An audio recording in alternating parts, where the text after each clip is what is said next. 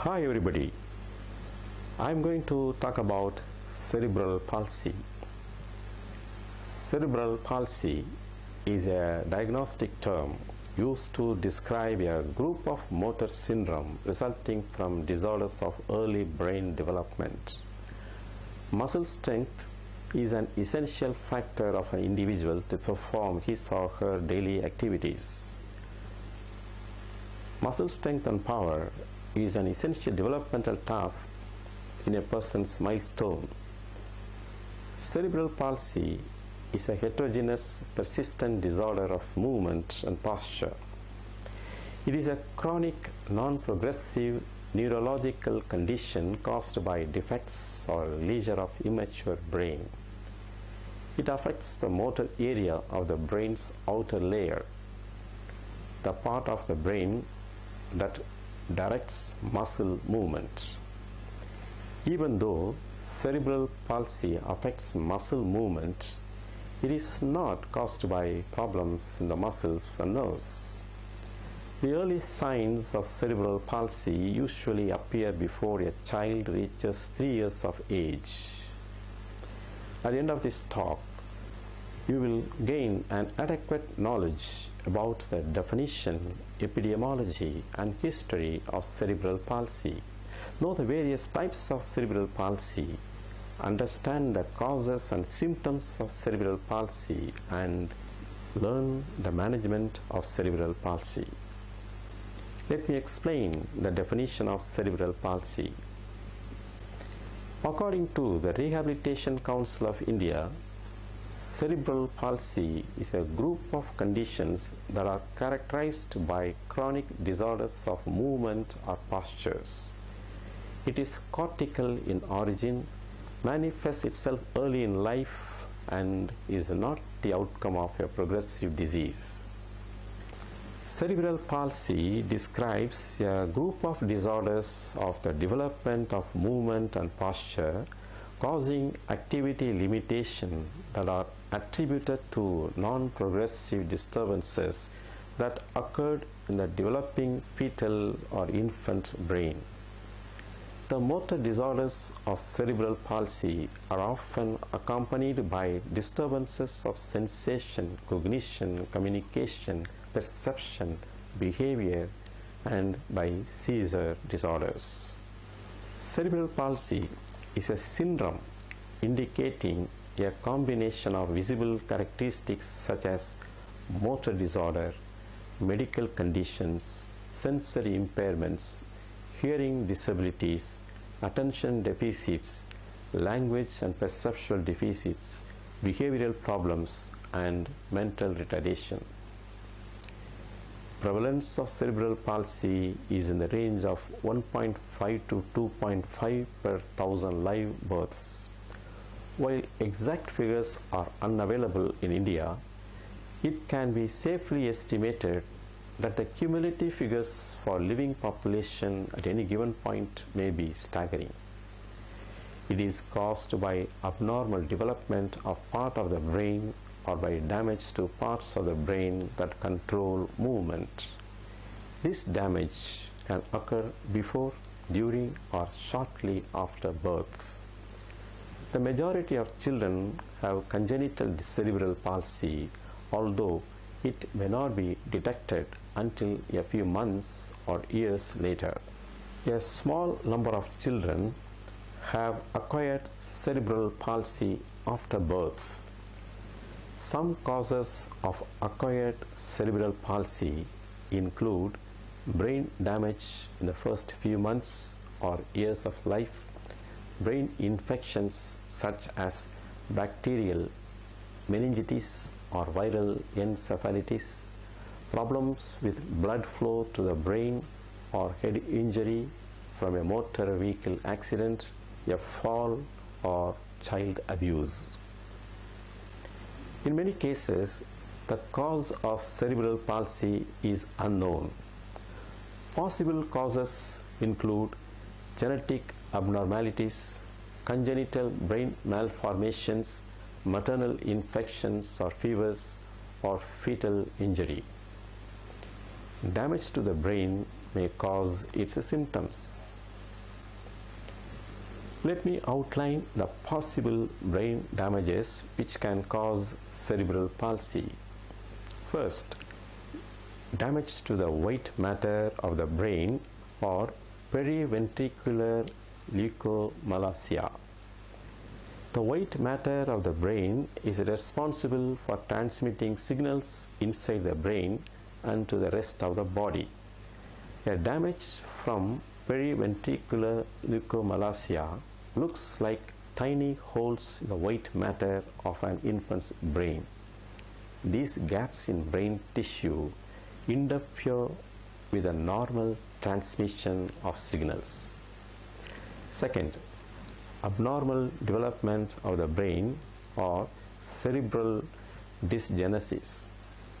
Any interruption of the normal process of brain growth during fetal development can cause brain malformations that interfere with the transmission of brain signals. Mutations in the genes that control brain development during this early period can keep the brain from developing normally. Infections, fevers, trauma, or other conditions that cause unhealthy conditions in the womb also put an unborn baby's nervous system at risk. 3. Bleeding in the brain or intracranial hemorrhage. Bleeding inside the brain from blocked or broken blood vessels is commonly caused by fetal stroke. Some babies suffer a stroke while still in the womb because of blood clots in the placenta that block blood flow in the brain. Other types of fetal stroke are caused by malformed or weak blood vessels in the brain or by blood clotting abnormalities. Maternal high blood pressure is a common medical disorder during pregnancy and is more common in babies with fetal stroke. Maternal infection, especially pelvic inflammatory disease, that also been shown to increase the risk of fetal stroke. Fourth, severe lack of oxygen in the brain. Asphyxia, a lack of oxygen in the brain caused by an interruption in breathing or poor oxygen supply, is common for a brief period of time in babies due to the stress of labor and delivery. If the supply of oxygen is cut off or reduced for lengthy periods, an infant can develop a type of brain damage which destroys tissue in the cerebral motor cortex and other areas of the brain. This kind of damage can also be caused by severe maternal low blood pressure, rupture of the uterus, detachment of the placenta, or problems involving the umbilical cord, or severe trauma to the head during labor and delivery. Let me now mention the symptoms which children with this cerebral palsy exhibit. Lack of muscle coordination when performing voluntary movements, stiff or tight muscles and exaggerated reflexes, weakness in one or more arm or leg, walking on the toes, a crouched gait or a scissored gait, variations in muscle tone, either too stiff or too floppy, excessive drooling or difficulties in swallowing or speaking, shaking or random involuntary movements, delays in reaching motor skill milestones, and difficulty with the precise movements such as writing or buttoning a shirt. Spastic cerebral palsy is the most common type of the disorder. People have stiff muscles and awkward movements. Let me tell you about the forms of spastic cerebral palsy. Spastic hemiplegia or hemiparesis typically affects the arm and hand on one side of the body, but it can also include the leg. Children with spastic hemiplegia generally walk later and on tiptoe because of tight heel tendons. The arm and leg of the affected side are frequently shorter and thinner. Some children will develop an abnormal curvature of the spine. A child with a spastic hemiplegia may also have seizures. Speech will be delayed and at best may be competent, but intelligence is usually normal. 2. Spastic diplegia or dysparesis involve muscle stiffness that is predominantly in the legs and less severely affects the arms and face, although the hands may be clumsy. Tendon reflexes in the legs are hyperactive. Toes point up when the bottom of the foot is stimulated. Tightness in certain leg muscles makes the legs move like the arms of a scissor. Children may require a walker or leg braces. Intelligence and language skills are usually normal. 3. Spastic quadriplegia is the most severe form of cerebral palsy and is often associated with moderate to severe intellectual disability. It is caused by widespread damage to the brain or significant brain malformation. Children will often have severe stiffness in their limbs but a floppy neck. They are rarely able to walk. Speaking and being understood are difficult. Seizures can be frequent and hard to control. The fourth one is dyskinetic cerebral palsy, which is characterized by slow and uncontrollable writhing or jerky movements of the hands, feet, arms, or legs. Hyperactivity in the muscles of the face and tongue makes some children grimace or drool. They find it difficult to sit straight or walk. Some children have problems of hearing, controlling their breathing, and coordinating the muscle movements required for speaking. Intelligence is rarely affected in these forms of cerebral palsy. 5. Ataxic cerebral palsy affects balance and depth perception. Children with ataxic cerebral palsy will often have poor coordination and walk unsteadily with a wide-based gait. They have difficulty with quick or precise movements such as writing or buttoning a shirt, or a hard time controlling voluntary movement such as reaching for a book. Mental impairment is more common among those with spastic quadriplegia than in those with other types of cerebral palsy. Children with moderate to severe cerebral palsy, especially those with spastic quadriparesis, often lag behind in growth and development. Speech and language disorders such as difficulty in forming words and speaking clearly are present in more than a third of persons with cerebral palsy. Poor speech impairs communication and is often interpreted as a sign of cognitive impairment, which can be very frustrating to children with cerebral palsy, especially the majority who have average to above average intelligence. Most children with cerebral palsy are diagnosed during the first 2 years of life, but if a child's symptoms are mild, it can be difficult for a doctor to make a reliable diagnosis before the age of 4 or 5.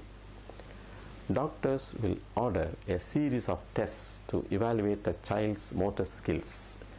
During regular visits, the doctor will monitor the child's development, growth, muscle tone, age-appropriate motor control, hearing and vision, posture, and coordination in order to rule out other disorders that could cause similar symptoms.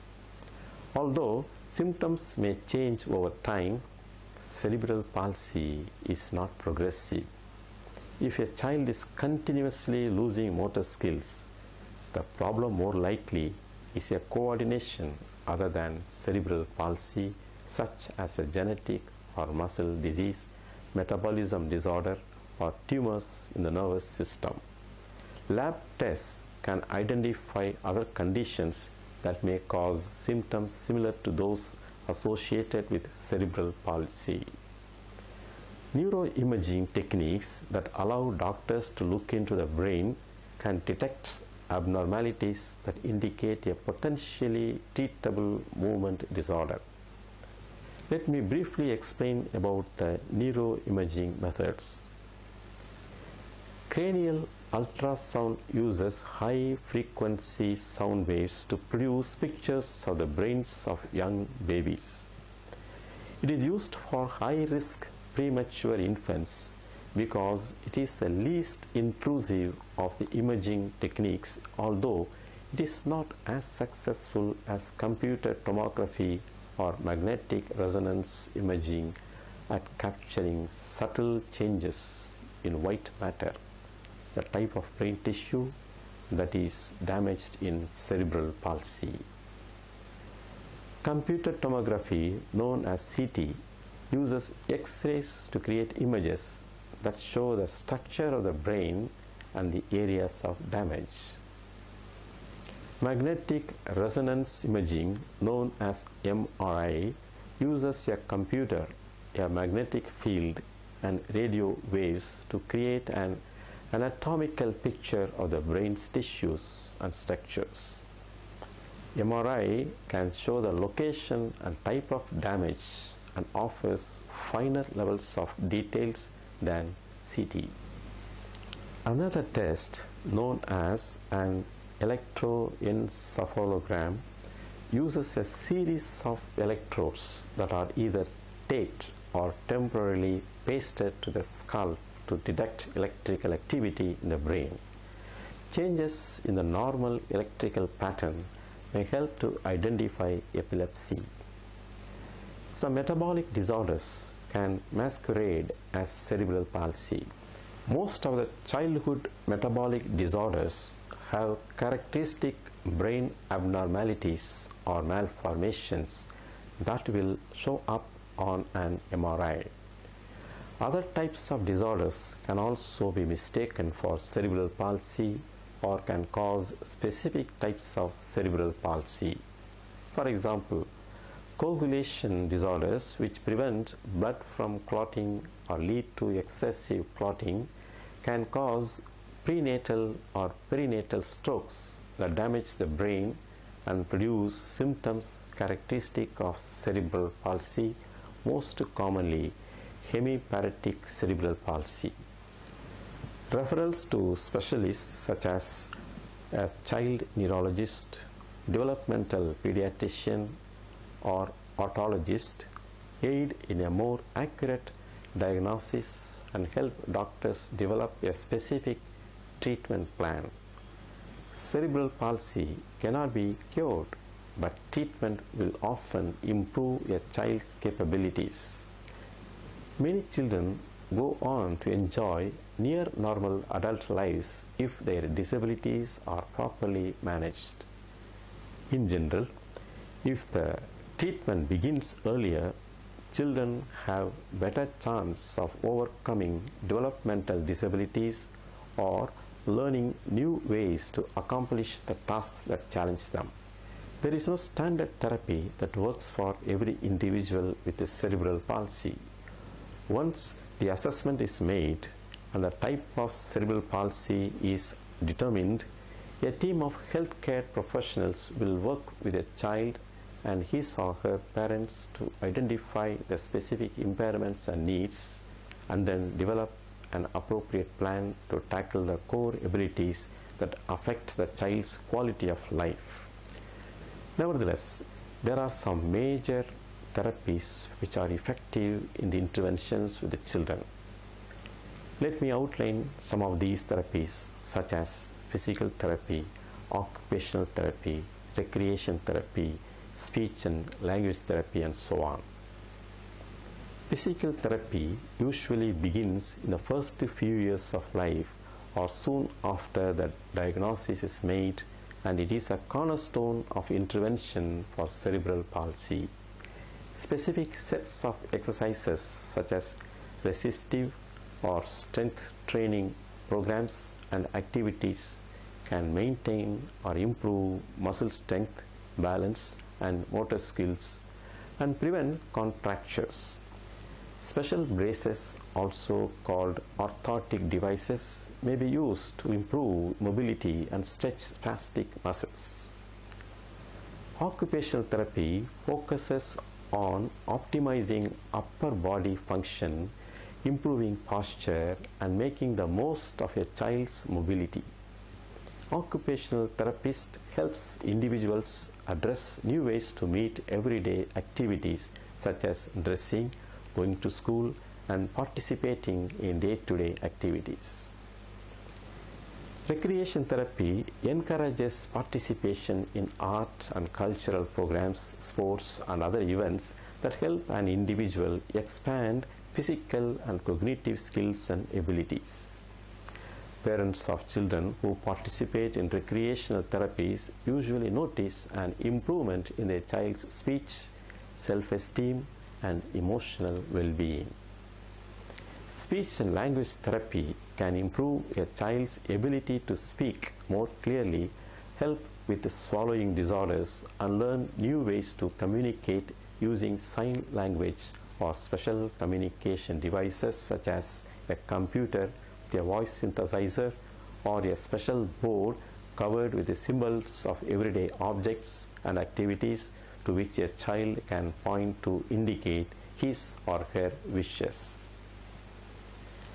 Interventions for problems with eating and drooling are often necessary when children with the cerebral palsy have difficulty in eating and drinking because they have little control over the muscles that move their mouth, jaw, and tongue.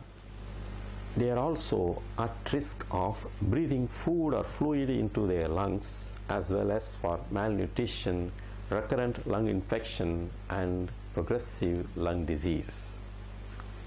Let me mention about the assistive devices which may greatly help some individuals with cerebral palsy.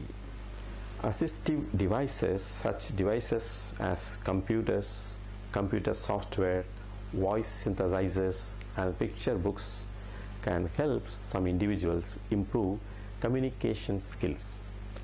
Other devices around the home or workplace make it easier for people with the cerebral palsy to adapt to activities of daily living. Orthotic devices help to compensate for muscle imbalance and increase independent mobility. Braces and splints use external force to correct muscle abnormalities and improve functions such as sitting or walking. Other orthotic devices help stretch muscles or the positioning of a joint. Braces, wedges, special chairs, and other devices can help people sit more comfortably and make it easier to perform daily functions.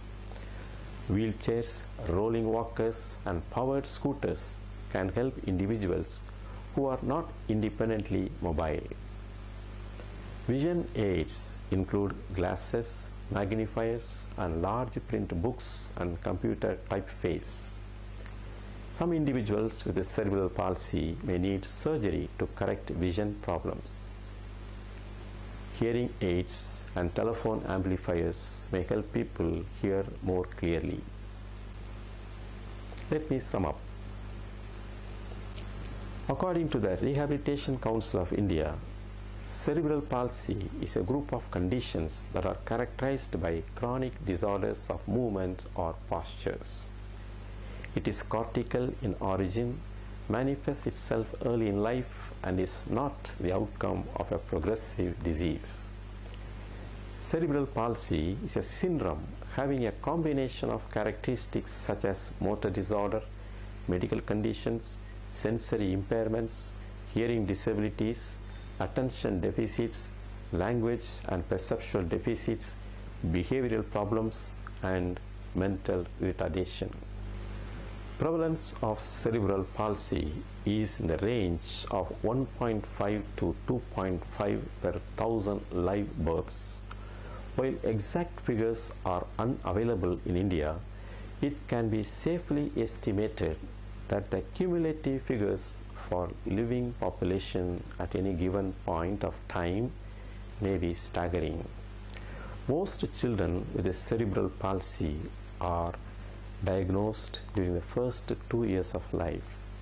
But if a child's symptoms are mild, it can be difficult for a doctor to make a reliable assessment before the age of 4 to 5. Cerebral palsy is actually caused by brain damage. The brain damage is caused by brain injury or abnormal development of the brain that occurs while a child's brain is still developing before birth, during birth, or immediately after birth. Cerebral palsy is not a disease, but actually it is a term used to describe a range of conditions that typically cause physical impairment. This type of handicap is a situational barrier or obstacle that limits activity or restricts participation, often temporarily. In many cases, the cause of cerebral palsy is unknown. Possible causes include genetic abnormalities, congenital brain malformation, maternal infection or fever, or fetal injury. Damage to the brain may cause its symptoms. Spastic cerebral palsy is the most common type of the disorder. People have stiff muscles and awkward movements. Conditions of individuals with cerebral palsy that may require additional support, help, or technology are generally considered to have special needs. The term special needs generally refers to the need to assist, support, adapt, modify, or accommodate a person in order to provide barrier-free, equal access to experiences, events, buildings, information, participation, and inclusion that is afforded to persons without disability or impairment. Some therapies such as physical therapy, occupational therapy, recreation therapy, speech and language therapy, and so on are effective in the interventions with the children with the cerebral palsy. Assistive devices such as computers, computer software, voice synthesizers, and picture books can help some individuals improve communication skill. Other devices around the home or workplace make it easier for people with cerebral palsy to adapt to activities of daily living. Let me sign off now and hope to see you in another session. Thank you.